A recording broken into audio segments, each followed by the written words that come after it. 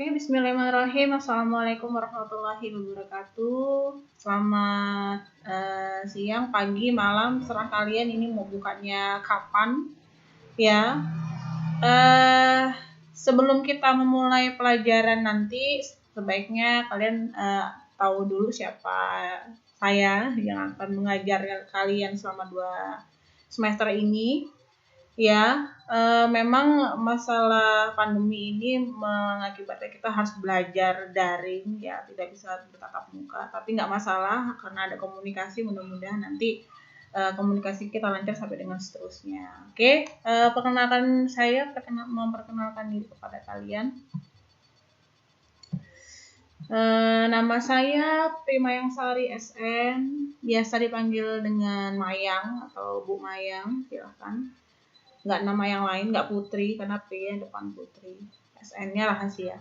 Oke, lahirnya 26 Agustus 1990. Sebentar lagi ulang tahun, 29 tahun untuk bulan ini, bulan besok sudah 30 ya, lumayan tua juga.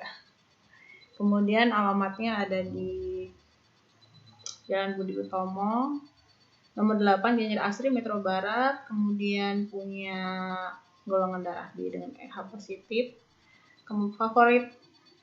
Warna favoritnya black, navy, red, purple, itu warna-warna gelap, hitam dan kuat. Nanti kalau kedengaran suara ayam, kedengaran suara motor gitu ya, diabaikan saja pokoknya. Lanjut. Kemudian ini background pendidikan saya, itu SD di Negeri 3. Kemudian SMP-nya di Muhammadiyah 1, SMA-nya di Muhammadiyah 1. Kemudian ngambil di Strata 1 UM Metro pendidikan fisika.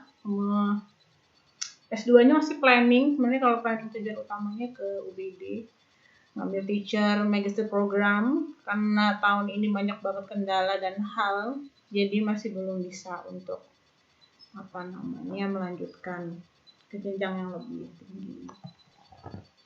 Ini keluarga saya, ada ibu, bapak, saya, kemudian adik saya 2, saya anak pertama dari 3 bersaudara. Adik saya yang pertama laki-laki, sekarang lagi menyelesaikan skripsinya di UIN Jakarta, S1 Agribisnis. Kemudian juga adik saya yang kedua, perempuan, sekarang lagi sedang menyelesaikan juga pendidikannya di S1 Perbankan Syariah Yayan Metro.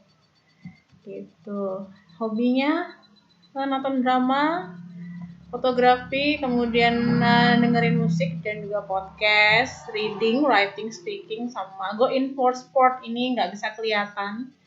Jadi saya senang banget samanya olahraga dari hari Senin sampai hari Sabtu. Itu jatah saya olahraga itu sore mulai dari jam 4:30 sampai jam 6. Saya juga punya teman-teman di Sanggar untuk nemenin olahraganya. Jadinya lebih semangat gitu. Kalau olahraganya jenisnya banyak banget sih, ada olahraga beban, workout, kemudian ada saya juga ikut kelas yoga, aerobik dan lain-lain. Kalau fitness masih belum berani ya.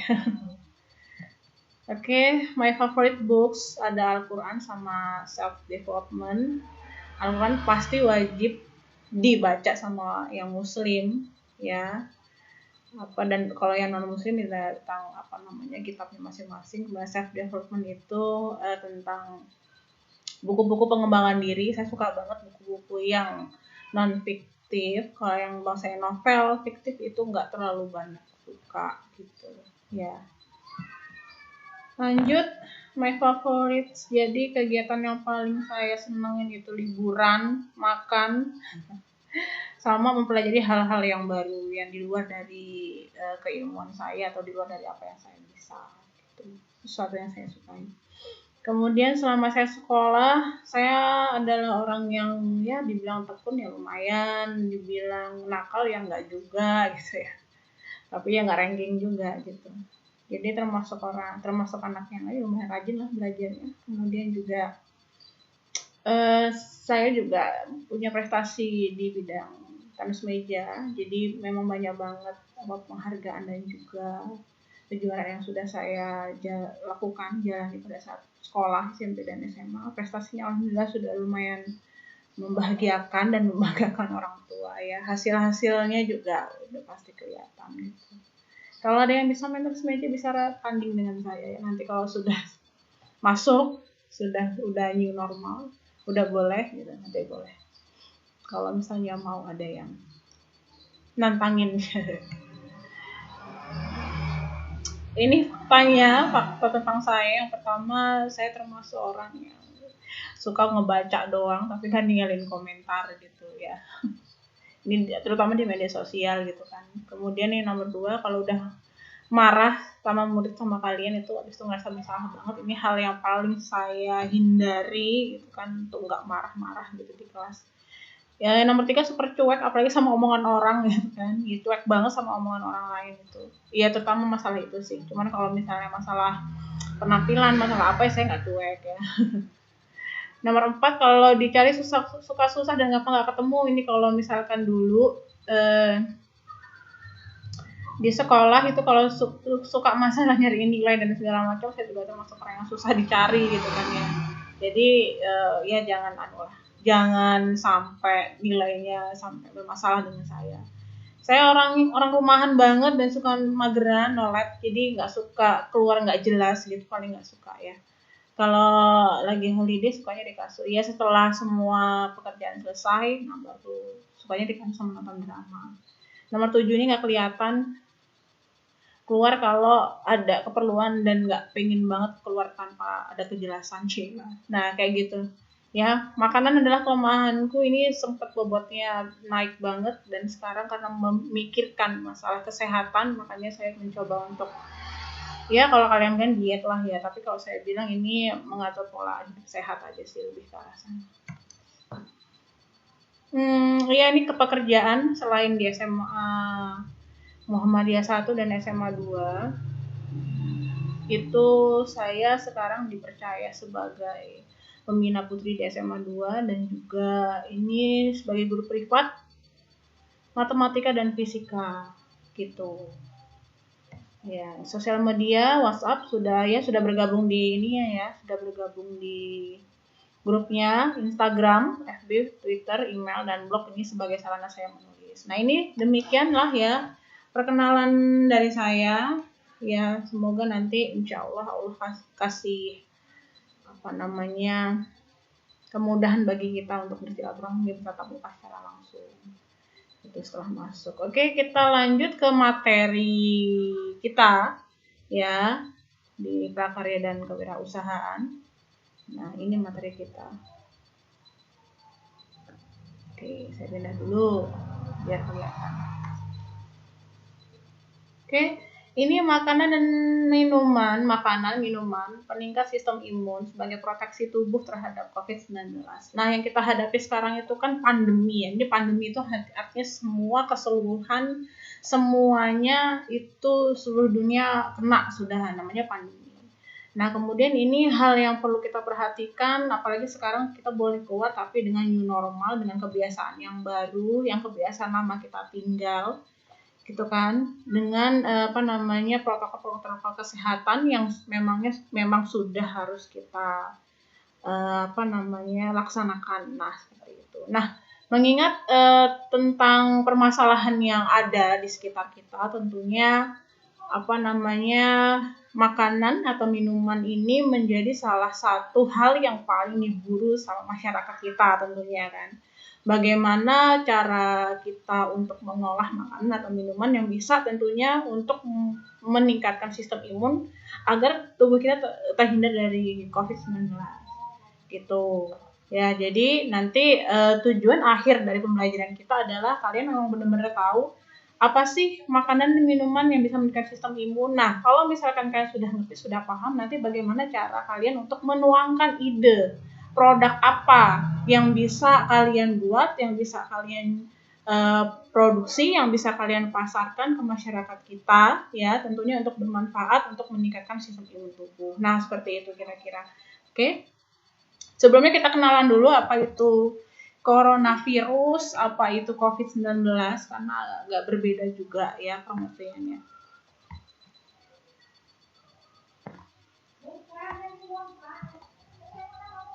Oke, yang pertama kita akan bahas tentang about COVID-19, tentang coronavirus apa pengertiannya, kemudian yang kedua adalah pencegahan COVID untuk peningkatan sistem imun, bagaimana cara pencegahannya, kemudian immune system appropriate food, itu makanan apa aja makanan untuk peningkatan sistem imun tubuh, dan juga makan apa aja ya, example of food ya, itu contoh-contoh makanan apa aja yang untuk bisa meningkatkan sistem kekebalan tubuh. Oke.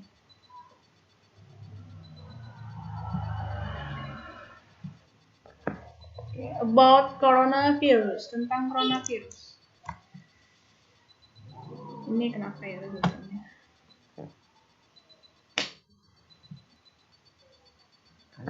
Oke, kita bahas dulu apa itu COVID-19. Jadi ini adalah portal dari WHO, jadi berbahasa Indonesia. Jadi World Health Organization ini bertanggung jawab terhadap kesehatan dunia. Kenapa saya ambil dari WHO? Karena memang hal seperti ini tidak bisa kalian deskripsikan menurut pemikiran sendiri. Jadi kita harus dapat informasi yang jelas, dapat informasi yang baik, dan juga dapat informasi yang akurat, valid. Nah, itu juga dari sumber-sumber yang bisa kalian harus percaya. Jadi untuk meminimalisir hoax yang terjadi. Gitu kira-kira. Jadi kalau di portal WHO itu disebutkan bahwa coronavirus adalah suatu kelompok virus yang dapat menyebabkan penyakit pada hewan atau manusia.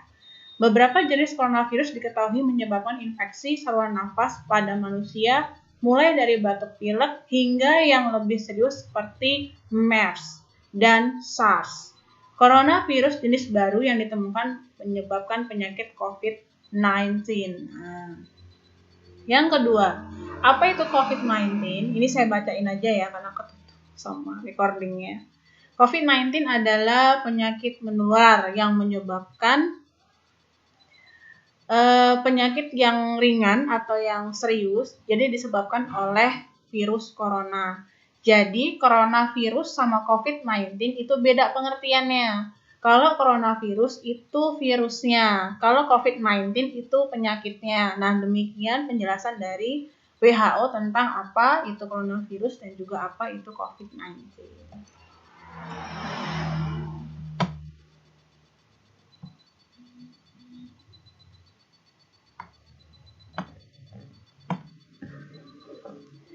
Gejala-gejala COVID-19 yang paling umum itu sebenarnya kayak gejala flu biasa. Nah ya, cuman mungkin ada sedikit perbedaan, kayak ada diarenya ya, kemudian ada perubahan warna jari tangan atau kaki. Gejala-gejalanya yang dialami biasanya bersifat ringan dan muncul secara bertahap, artinya lebih berat. Beberapa orang menjadi terinfeksi tetapi hanya memiliki gejala yang ringan. Gitu. Jadi kabar baiknya dari COVID-19 ini sebenarnya 80% yang terinfeksi itu pulih tanpa ada perawatan khusus. Jadi cuma dirawat sendiri, kemudian makan minuman yang sehat yang meningkatkan daya imun, itu juga bisa sembuh dengan sendirinya. Gitu. Cuman kalau misalkan yang sudah lebih parah, mungkin ada keterlambatan penanganan atau mungkin ada kondisi medis penyerta, kayak ada punya tekanan darah tinggi, gangguan jantung, paru-paru, diabetes, kanker, atau mungkin usia tua dan lain-lain. Itu juga ada penyakit penyerta, namanya kayak gitu. Ini adalah ciri-cirinya. Ya, yang pertama suhu di atas 37,3 Celcius, kemudian kelelahan, dan juga suka bersin-bersin, dry, itu suka bersin-bersin. Bagaimana cara penyebarannya? Nah, penyebaran COVID-19 itu orang yang sudah tertular COVID-19 dari orang lain yang terinfeksi virus ini menyebar terutama dari orang ke orang melalui percikan-percikan dari hidung atau mulut yang keluar saat orang yang terinfeksi COVID-19 batuk, bersin, dan berbicara. Nah, jadi kalian bisa kena COVID-19 ini ketika kalian kontak langsung dengan orang kemudian terkena percikan atau percikan dari hidung atau mulut yang keluar dari orang yang terinfeksi dari COVID-19 gitu ya. Apa yang sebaiknya saya lakukan jika saya tidak memiliki gejala namun saya merasa berpajan COVID? Jadi apakah perlu karantina mandiri? Ini adalah hal-hal yang perlu kalian ketahui untuk meminimalisir terjadinya penularan, atau mungkin kalau misalkan kamu nggak ngerasa tapi ingin memproteksi diri, ini dari WHO sudah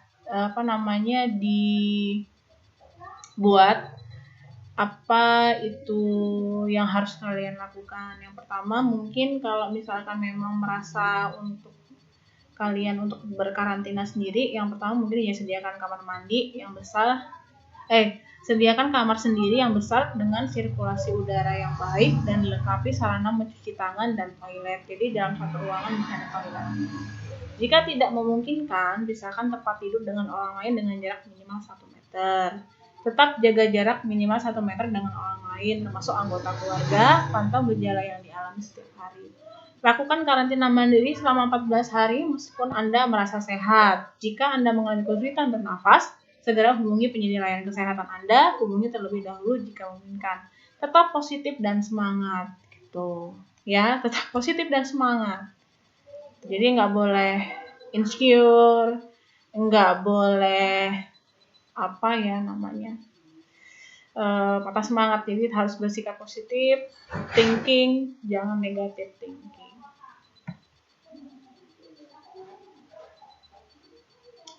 Ini hal-hal yang untuk bisa memproteksi diri kalian di luar. Kalau misalkan kalian harus keluar, terpaksa keluar, ini hal-hal yang bisa kalian lakukan. Yang pertama, sering cuci tangan, hindari kerumunan, jadi jaraknya minimal ketemu sama orang 1 meter. Kemudian jangan memegang mata, mulut, dan juga hidung. Jadi itu kalau keluar jangan memegang itu semua. Kemudian pakai masker yang jelas kan, yang itu sheet medical itu artinya ada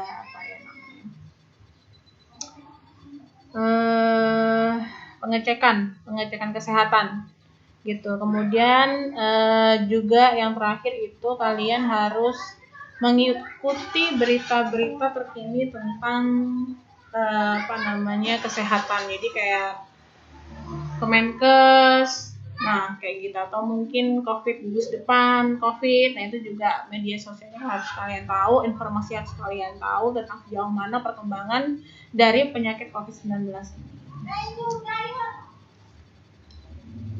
Ini udah dijelasin sebelumnya kalau misalkan 80% orang itu bisa merecovery sendiri ya dari virus ini walaupun tanpa ada treatment yang spesial, tanpa ada pengobatan yang spesial. Jadi dengan sendirinya sebenarnya bisa sembuh, tapi dengan catatan mungkin imun tubuh kita juga harus kuat. Berisik banget ini, aduh. Sorry ya. Prevent COVID-19. So, ini sebenarnya PPT-nya saya ambil dari internet. Ya. Oh my god. Oke, lanjut ya. Pencegahan COVID-19 dengan peningkatan sistem imun. Jadi ini salah satu hal yang lagi dibahas sekarang, bagaimana sistem imun itu untuk bisa mencegah kita dari COVID-19 atau penyakit yang dibawa oleh virus corona. Ya.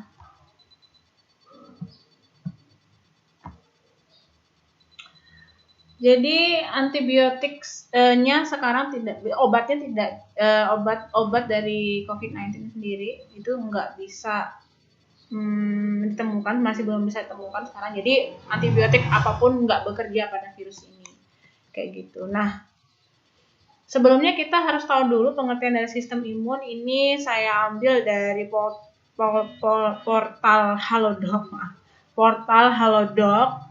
Jadi dia membahas tentang imunologi atau sebenarnya ya sama aja dengan sistem imun. Jadi ini sebenarnya bukan tupoksi saya sebagai guru untuk menjelaskan sistem imun ya, karena ini tupoksinya dokter gitu kan. Karena saya nggak punya spek di bidang itu. Jadi saya keluarkan artikel ini untuk kalian bahwa ini adalah artikel yang memang bersumber dari hal yang valid gitu kan. Jadi nggak sembarangan ngomong doang gitu. Jadi untuk meminimalisir hoax itu kalian sekarang harus banyak belajar bahwa dari mana sumbernya, dari mana siapa yang berbicara, apakah kompeten di bidangnya, itu juga harus kalian analisa kayak gitu. Jadi nggak sembarangan bisa semua informasi bisa kalian tangkap gitu. Nggak mungkin guru kayak saya ngomong masalah sistem imun gitu kan ya, nggak mungkin juga seorang dokter ngomongin masalah pendidikan karena cuma saya yang tahu gitu istilahnya kan dalam sistem mengajar dan lain-lain gitu. Oke, kita bahas langsung tentang imunologi. Sebenarnya setiap manusia mempunyai sistem kekebalan yang berfungsi untuk membuat tubuhnya tidak mudah terserang penyakit. Tubuh membutuhkan imunitas agar dapat melindungi organ tubuh atau biasa juga disebut dengan antibodi. Antibodi dihasilkan dari sel-sel leukosit atau sel darah putih. Sel darah putih bekerja dengan cara menghancurkan hal-hal yang dapat menyebabkan penyakit. Nah, sampai di sini mungkin pernyataan ini bagi kalian jadi sudah paham banget tentang imunitas, bahwa imunitas itu adalah melindungi, jadi fungsinya untuk melindungi tubuh dari penyakit ya. Jadi tugas sel darah putih atau tadi leukosit tadi itu adalah untuk memprotek dan menghancurkan penyakit yang ada dalam tubuh kita. Gitu. Jadi imunologi adalah sebuah studi yang berkaitan dengan sistem kekebalan dan merupakan salah satu cabang ilmu kedokteran dan biologi yang sangat penting untuk kehidupan. Sistem kekebalan tersebut dapat melindungi tubuh seseorang dari berbagai infeksi dengan sebuah pertahanan, gitu ya. Apabila sistem kekebalan tidak berfungsi dengan normal, berbagai penyakit akan bermunculan seperti alergi, autoimunitas, dan kanker. Oleh karena itu, sistem imun sangat penting sebagai pertahanan tubuh dari berbagai macam gangguan yang merugikan, termasuk juga gangguan dari penyakit coronavirus atau COVID-19. Pada imunologi, terdapat 3 hal dasar yang dapat dipelajari, yaitu imunitas atau reaksi tubuh terhadap masuknya benda asing ke tubuh, respon imun atau respon terkoordinir terhadap benda asing, dan sistem imun atau reaksi sel dan molekul yang terjadi terhadap benda asing tersebut. Gitu. Ya.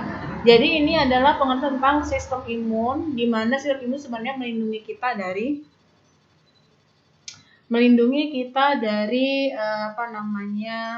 penyakit, segala penyakit yang dibawa oleh virus dan juga bakteri gitu. Jadi alangkah baiknya ketika kita membuat sistem imun kita juga menjadi kuat dan sehat gitu. Ini adalah ini adalah artikel tentang manfaat herbal dan food suplemen untuk meningkatkan tingkatan imunitas tubuh di tengah wabah virus corona. Ini ditulis oleh Farmasi UGM. Jadi ini saya ambil dari portalnya Farmasi UGM. Jadi dia membuat artikel tentang manfaat herbal atau food suplemen untuk meningkatkan imunitas tubuh di tengah wabah virus corona. Berarti memang sebenarnya untuk penjagaan tubuh terhadap virus corona itu juga memiliki imunitas ya, tubuh harus memiliki imunitas tubuh yang kuat. Salah satunya dengan memanfaatkan herbal atau suplemen untuk meningkatkan atau menjaga daya tahan tubuh terhadap virus. Nah, ini nanti kalau misalkan kalian penasaran mau dibaca full artikelnya, boleh silahkan kalian kunjungi aja di farmasi.ugm.ac.id. Dia bahas tentang ini. Juga sama tadi kalau misalkan kalian mau baca full tentang Q dan A masalah virus corona, bisa juga dibuka di portalnya di WHO ya, itu berbahasa Indonesia. Pokoknya semua negara ada di situ. Ya, kita lanjut ke apa aja makanan ya. Makanan untuk peningkatan imun gitu ya. Apa aja. Jadi kandungan apa aja sebenarnya untuk meningkatkan sistem imun kita. Yang pertama, makanan yang mengandung vitamin C.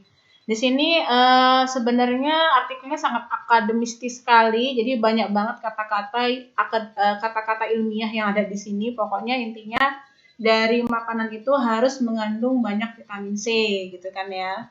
Kemudian mengandung vitamin E, ini juga bisa dibaca. Saya ini ambil dari portal farmasi.ugm.ac.id, lanjutan tadi yang di atas. Ya, kemudian mengandung zinc. Ya, ini zinc merupakan peranan penting terhadap fungsi timus, gitu kan. Timus merupakan organ tempat pematangan sel T. Nah, ini adalah sesuatu hal yang sangat akademistis sekali, gitu kan. Memang nggak setiap orang awam paham masalah ini, gitu. Nanti kalau misalkan penasaran dengan artikelnya atau mungkin mau baca secara lanjut atau mungkin mau tahu secara lanjut, silakan untuk membaca literasi sendiri ya. Bahan curcumin, jadi rimpang-rimpangan itu juga bisa meningkatkan daya sistem imunitas kita. Madu juga iya, ya. Ini portalnya sudah saya berikan bahwa ini adalah sesuatu hasil yang valid dan memang berdasarkan penelitian yang ada. Jadi nggak cuma ngomong doang gitu kan. Oh itu minum jahe, oh itu minum kunyit gitu. Tapi dia nggak ngerti gitu kan.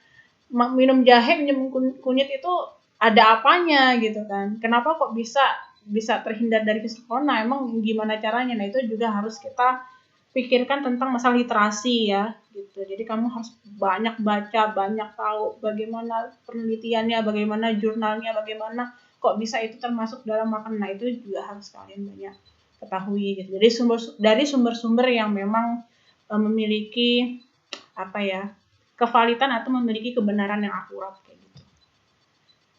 Nah, ini adalah contoh dari makanan untuk peningkatan sistem imun. Sebenarnya intinya sih peningkatan sistem imun itu karena banyak mengandung vitamin C, E. Vitamin C mungkin banyak ke buah-buahan. Vitamin E itu banyak di kacang-kacangan gitu kan. Kalau zinc itu mungkin banyak di sayur-sayuran gitu. Berarti kan sebenarnya intinya kita harus makan sehat gitu kan ya. Untuk makan sehat. Kemudian ditambah lagi mungkin di situ ada madu dan juga rimpang-rimpangan. Itu salah satu alternatif untuk juga peningkatan. Jadi selain buah, sayur, terus juga kacang-kacangan, kita juga menambah suplemen makanan kita untuk mengolah rimpang-rimpangan. Tuh rimpang-rimpangan kan berarti kita harus kayak minum jamu, nah kayak gitu kan. Madu, nah itu juga sebagai salah satu penguat sistem imun kita. Oke, ini contohnya sebenarnya, ini saya ambil dari internet aja.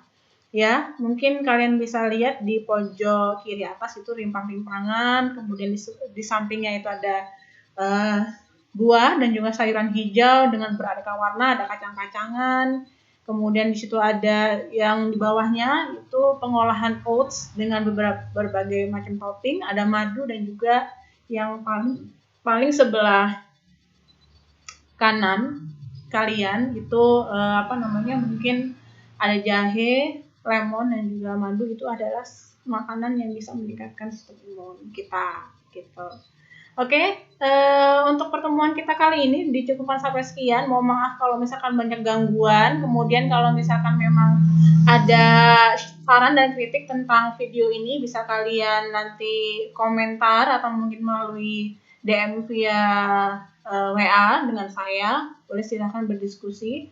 Nah, kemudian nanti silahkan kalian buka aja di Google Classroom tentang tugas yang saya akan berikan minggu ini. Nanti minimal pengumpulan tugasnya itu minggu depan gitu kan.